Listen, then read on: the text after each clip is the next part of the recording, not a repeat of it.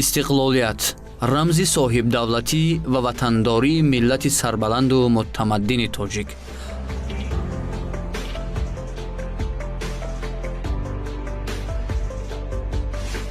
رمز آن تجسمگری دستاورد و سازندگی و بنیادکاری.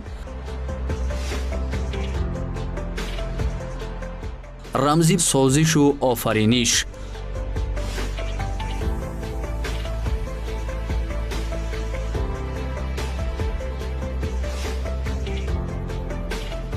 رمز تاریخ 30 ساله و بیانگر آرزو و آمال.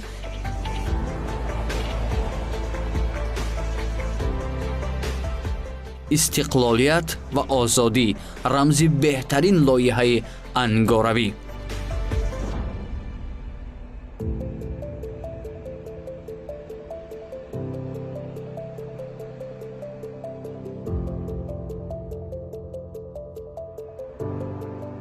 واقعاً استقلال ملی افتخار ملت است و روشن است که در تاریخ دولتداری و سرنوشت ملت تاجیک گردش کلی به وجود آورد و به آغاز مرحله نو دولتداری پایه گذاشت. امروز نسل خویشتنشناس خوب درک کردند که استقلالیت نشان هویت و آزادی، افتخار و ناموس، رمز سعادت و اساس بقای ملت صاحب اختیار و صاحب دولت تاجیک است. بنیاد باغ استقلالیت هم گواهی از آن می‌دهد که استقلال تاجیکان شهادت سازندگی و بنیادکاری و به هم آمدن مردم تاجیک می باشد. باغ استقلالیت با میدان مجمع معماری رمز استقلالیت و آزادی پایتخت یکی از بهترین باغ‌های شهر دوشنبه در آینده محسوب می یابد. باغ مذکور مشهورترین انشاءات جشنی در مملکت محسوب می شود که بخشیده به 30 سالگی استقلالیت دولتی جمهوری تاجیکستان در پایتخت بنیاد می گردد. بنیاد باغ استقلالیت بخشیده به 30 سالگی استقلال دولتی جمهوری تاجیکستان با میدان مجمع معماری رمز استقلالیت و آزادی زیر توجه خاصه اساسگذار صلح و وحدت ملی پیشوای ملت پرزیدنت جمهوری تاجیکستان محترم امامعلی رحمان قرار دارد.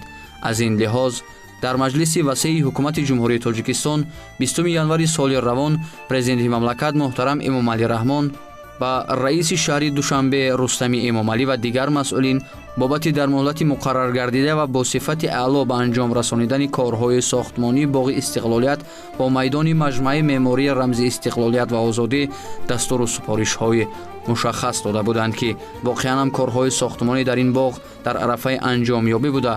ساختمانچیان هم برای بنیاد آن دست و آستین برزدند و کار را با صفت بلند به سامان می‌رسانند.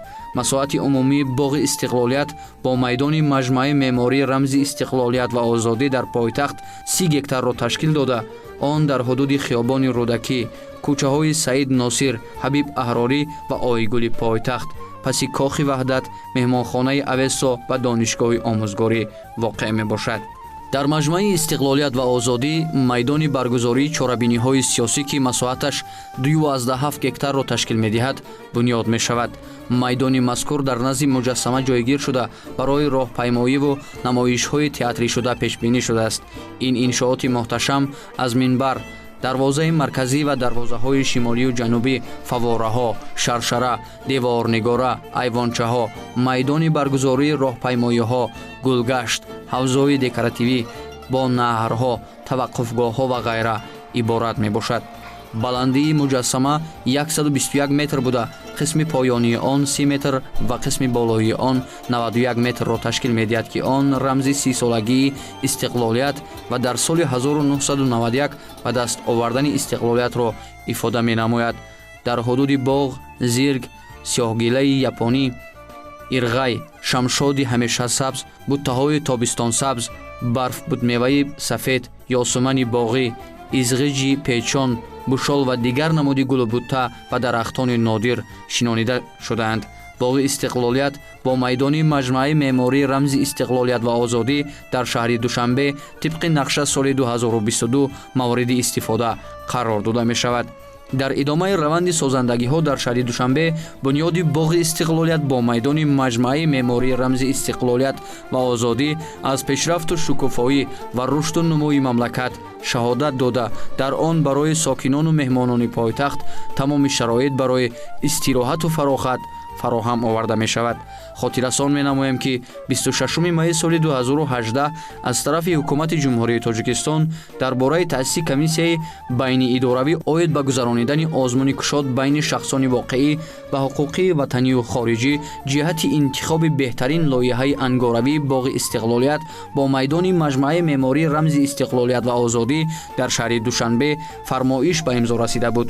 озмуни мазкур 11 марти соли равон бо иштироки сарвазири мамлакат Қоҳир Расулзода, раиси шаҳри Душанбе Рустами Эмомалӣ, аъзои комиссия ва мутахассисони соҳа ҷамъбаст гардид. тавре масъулин иттилоъ доданд, дар маҷмӯъ дар озмуни кушода байни шахсони воқеӣ ва ҳуқуқии ватанию хориҷӣ доир ба интихоби беҳтарин лоиҳаи ангоравии боғи истиқлолият бо майдони маҷмӯаи меъмории рамзи истиқлолият ва озодӣ дар шаҳри Душанбе 32 лоиҳа пешниҳод гардида буд. аз байни онҳо 6 лоиҳа барои омӯзиш ва баррасӣ ба даври дуюм роҳ ёфт. дар натиҷа 3 лоиҳа ба гирифтани ҷойҳои якум, дуюм ва сеюм сазовор гаштанд.